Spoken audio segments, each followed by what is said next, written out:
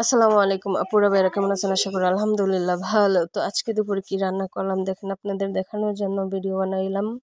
তো আজকে দুপুরে আমি গাছ থেকে সিম পারছি, সিম পাইরা আলু দিয়া রান্না করবো শুটকি দিয়া। আর ঘরে মুরগি আছিল, মুরগি রান্না করবো। আর হইল গিয়া শুটকি দিয়া পেঁয়াজের টুই দিয়া ভাজি করবো আলু দিয়া, দেশি আলু দিয়া। তো আজকে মুরগি রান্না করবো অন্য রকম ভাবে। তো আমার হাজবেন্ড বাজার থেকে আলু আনছিল, দেশি আলু। তো দেশি আলু দিয়া শুটকি দিয়া ভাজি আর দেশি আলু দিয়া মুরগি দিয়া তরকারি। তো কথা হইলো আমাকে ঘরে মেহমান আইছিল আমার ননরি। তো উনারে কিছু বলি নাই, উনিও বলে নাই। উনি বলছেন না রান্না করতে, কিন্তু একজন মেহমান রেখে না খাওয়া রাখা যায়, একটা খারাপ দেখা যায় না। তো আমার আপু বলছে যে গাছ থেকে সিম্পলে শুটকি দিয়ে রান্না করো, শুটকি খাইমো।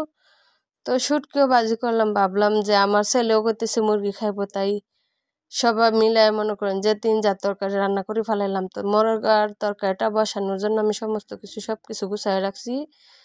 এই যে আমি এখন পেঁয়াজ দিয়ে দিতাছি মনে করেন যে মুরগির মধ্যে। তো যে যেখান থেকে ভিডিওগুলো দেখতেছেন বা দেখবেন, প্লিজ দয়া করে বলি আমার ফুল ভিডিওটা দেখবেন। ফুল ভিডিওটা দেখলে একটা তরকারিও শিখতে পারবেন, বা একটা ভুল হইলেও আপনারা আমার জানাইতে পারবেন। আর দয়া করে বলি আমার ভিডিওটা অন্য কাউরে দেখার সুযোগ করে দিবেন, প্লিজ দয়া করে বলে অন্য কাউরে দেখার সুযোগ করে দিবেন। তো আমি পেঁয়াজ দিয়ে টমেটো দিয়ে দিলাম, হাল গুঁড়া দিয়ে দিলাম, তেজপাতা দিয়ে দিলাম। দেওয়ার পর আমি অন্য অন্য মশলাগুলো দিয়ে দিব। দেওয়ার পরে মনে করি না, আপাতত 2টা কাঁচামরিচ ভাঙিয়ে দিতেছি, কারণ মুরগির তরকারির মধ্যে কাঁচামরিচ টমেটো পড়লে তরকারির মজাটাই আলাদা লাগে। তো কি কমু, এখন দিয়ে দিতেছে আদা বাটা, এরপর রসুন থেতলাইয়া দিছি, যেহেতু মুরগিটা শক্ত জালের কারণে মনে করেন যে গুইলা যাইব।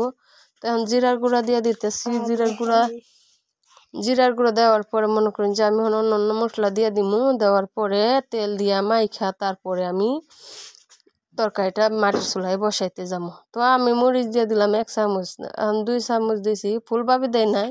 তো 2.5 চামচ দিলাম। আমি মনে করেন যে ছোট্ট একটা চামচ দিয়া তারপরে ধনিয়ার গুঁড়া দিমু।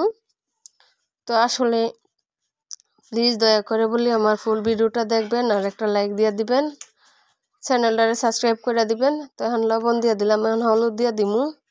দেওয়ার পরে আমি তেল দিয়ে তরকারিটা মাইখা 10 মিনিটের জন্য রাইখা দিমু। তো আসলে দেখেন, একটা দেশি মুরগি দেয়া দেশি আলু দিয়া খাইতে কিন্তু একটা অনেক মজাই লাগে, কারণ সব কিছু যদি হাতের হয় খাবারটা অনেক মজা হয়। তার মধ্যে মশলাগুলো পরিপূর্ণ পড়লে সব কিছুই ভাল লাগে। তো এখন আমি তেল দিয়া বাজা কাটি দিয়ে আমি গোস্তটারে মাইখা লইতাছি। মাইখা এখন আমি ডাইখা রাখমু, ডাইখা তারপরে আগুন ধরাইমু মাটির চুলায় গিয়া। তো আমার ননরে বলতেছে দাও আমি কাজ করি। তো আমি ভাবলাম না, আমার ননরি মেহমান কিন্তু আমার অনেক কাজে হেল্প করে, মনে করেন যে অনেক কাজে হেল্প করে। তো আমি সিমগুলা যখন ভরতে গেছিলাম, তো 2-1টা পড়ে গেছে। তারপরে সিমগুলা ধুয়ে আমি ডেকচিতে শুটকিটা বসাইমু। তো দেখেন সিমগুলা মিডিয়াম সাইজের আলু তো হয়েছে, পুরোপুরি হয় নাই। তো রসুন পেঁয়াজ কাঁচামরিচ থেতলাইয়া দিছি। এখন আমি মশলা দিয়ে দিম। তো কাঁচামরিচ দিয়ে দিছি, সাথে থেতলাইয়া দিছি, তারপরে দিলাম। দেওয়ার পরে মনে করেন যে একসাথে দিয়ে দিতেছি লবণটা। তরকারিটা বসায়, যেহেতু শুটকির তরকারি বাগার ছাড়া, তো আমি বসায় দিতেছি। তো আমার তরকারিগুলো যদি আপনাদের ভাল লাগে বা ভালো না লাগে তাও জানাতে পারেন, ভাল লাগলেও জানাইতে পারেন। তো আমি লবণ দিয়ে মরিচ দিয়ে দিলাম। মরিচ দেওয়ার পর এখন আমি হলুদ ধনিয়া দিয়ে দিমু।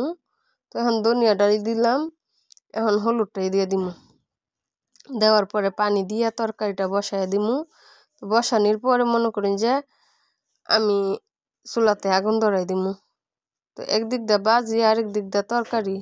তো অর্ধেকটি শুটকি এনে 50 টাকার শুটকি, টুকু 60 টাকার শুটকি অর্ধেকটি দিতেছি, তার অর্ধেকটি হিডাত।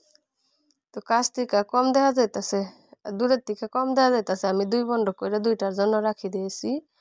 কথা হলে যেমন কর্ম তেমন ফল, শুটকি যতটুকু আছে ততটুকুই দিব, তার চেয়ে বেশি তো আর বানাই দিবার পারুম না। আর স্বামী আনছি 60 টাকার শুটকি 2 জাত। তো এদিকে আমি সমস্ত কিছু গুছাইয়া করার মধ্যে তেল দিয়ে রসুন পেঁয়াজ দিয়ে দিতেছি, কারণ শুটকি ভাজিটা বসানোর জন্য। শুটকি ভাজিটা বসাইয়া তারপরে আমি একসাথে 3টা তরকারি হয়ে যাইব। তারপরে শুটকি ভাজিটা হইলে বাটটা বসাইমু। তো এদিকে আমার রসুন পেঁয়াজ দেওয়া শেষ, শুটকিটার মধ্যে তেলটা একটু বেশি পড়ে গেছে। আমি শুটকির ভাজির মধ্যে আলু পেঁয়াজের টুই শুটকি সবগুলো একসাথে মশলা দিয়ে তারপরে রেখে রাখছিলাম। তো পানি উঠছে, এখন পানি দিয়ে সিদ্ধ হইতেছে। কথা হইলো ভাজাটা যখন মচমচে হইব তখন গিয়ে ভাজাটা মজা লাগবো। তো এদিকে আমি তরকারিটা লাড়া দিমু। লাড়া দেওয়ার পরে আরেকটু যখন গুল্লা আইব তখন আমি আলুটা ছাইড়া দিমু। মুরগিটা এখন কষাইতেছি ভালো করে। কষানো হইলে তারপরে আমি মনে করেন যে আলুটা ছাড়মু, কারণ দেশি আলু সিদ্ধ হইতে বেশিক্ষণ লাগবো না।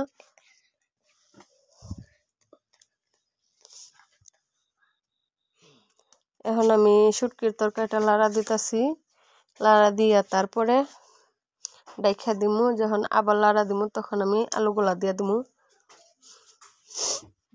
আলুগুলা দেওয়ার পরে